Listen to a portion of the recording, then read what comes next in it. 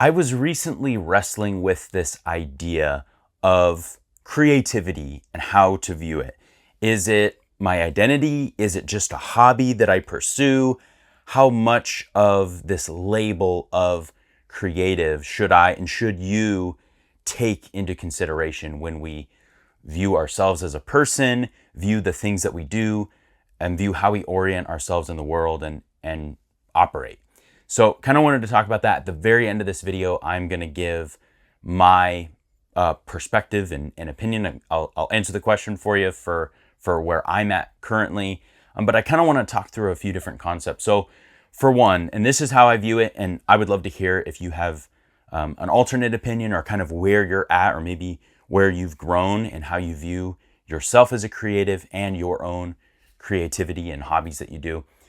I view creativity sort of as an identity, right? Not that it's the complete version of yourself or it's the only part of yourself, but saying that I'm a creative is me saying this is part of who I am and this makes me unique. And I think someone else who maybe doesn't identify as a creative, they're going to find different things about themselves. A clear example for me, and everyone is different. For me, math and numbers, it just does not work. Like, that is not a skill that I have. Was never a strong suit of mine.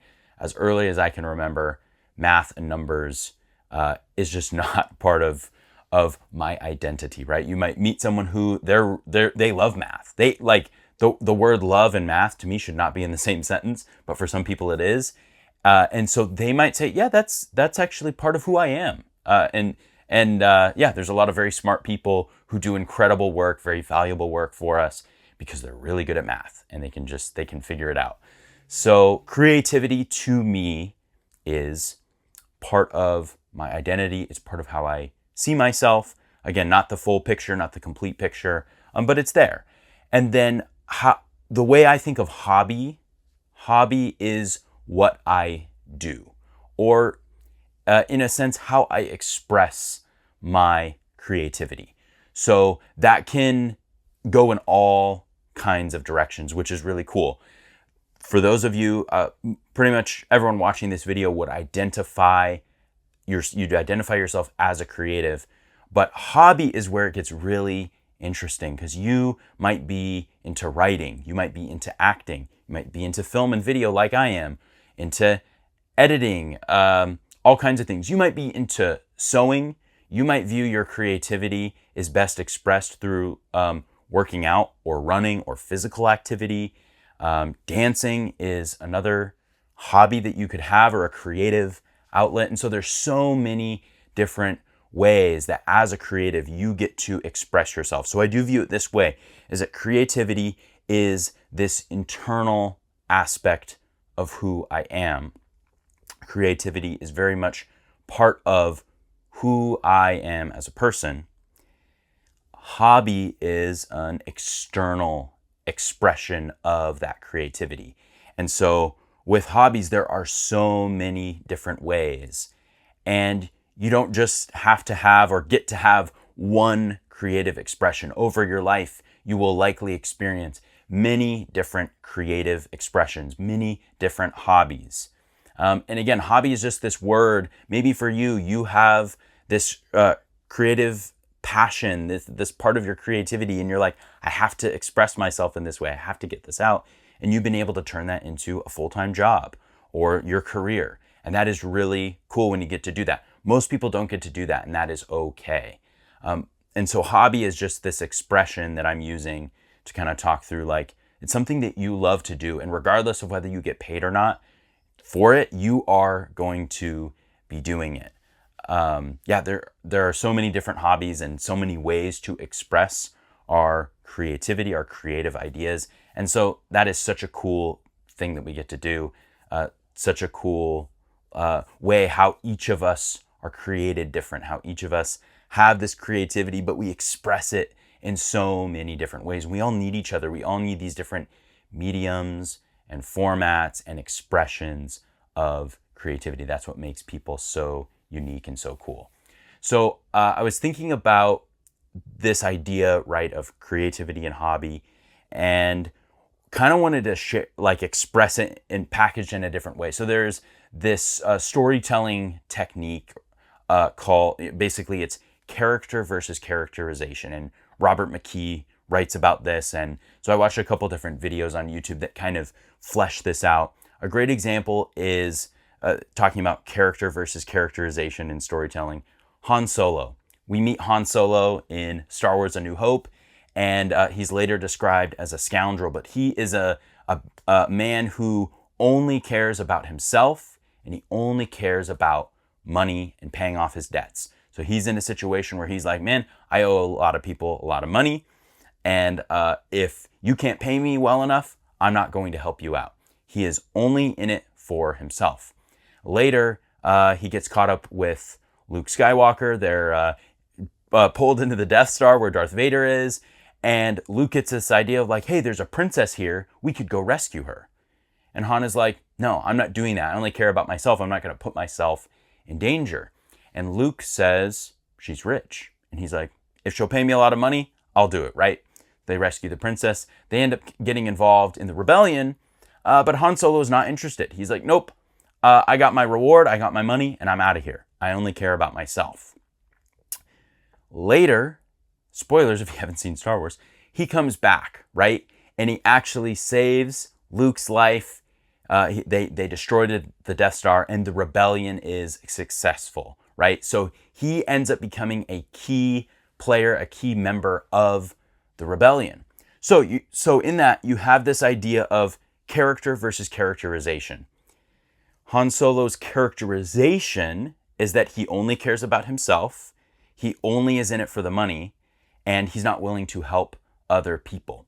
The true character, who Han Solo really is that he actually does care about his friends. He is willing to help the rebellion. He does see himself being able to be involved in this bigger cause, fighting the Empire. So you have this idea, right?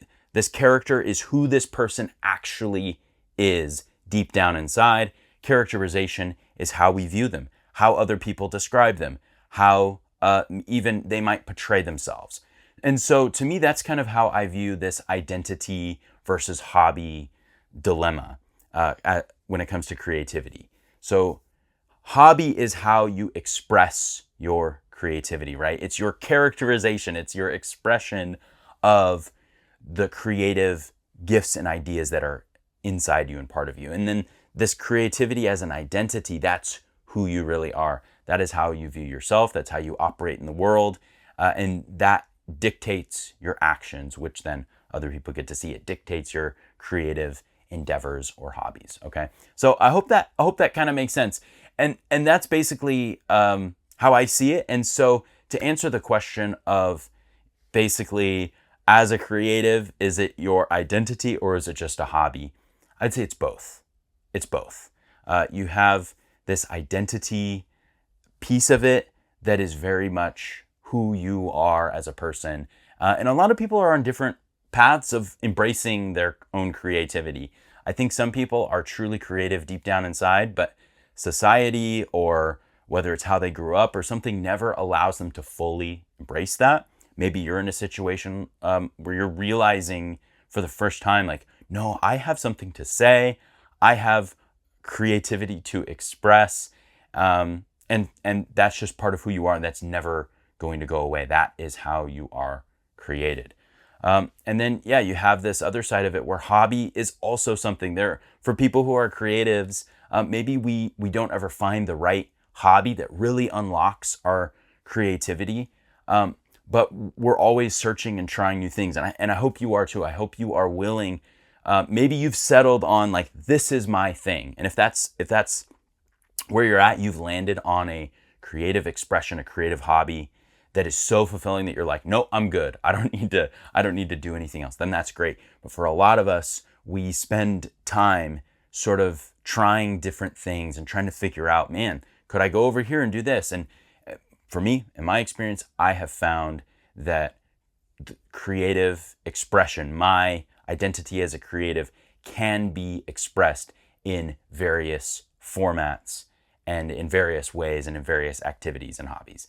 And that has been so cool to discover that and go, oh, there isn't just this one lane or this one thing for me, and I just have to do this every day or every week for the rest of my life. There are other ways to express my creativity. And so, yeah, to answer that question for myself, this is where I'm at. This is kind of where I've landed, is that it's both. And you have this idea that the character of who you are, right? This creativity is part of who you are. No one can take that away from you. That is always going to be part of you. You can fan the flame of that. You can encourage that in yourself, and let that spark kind of be ignited, or you can ignore it and go, nope, I'm going to go do this job, or I'm going to spend all my time over here, and kind of ignore your inherent God-given creativity. And then hobby is just how you express it. Hobby is the medium of expressing that creative idea or that just creative thing that lives inside of you. And so, yeah, it's just so cool that we get to live in a world where, at least in my context, I have a lot of freedom to explore different things, and I have people encouraging me in my creativity.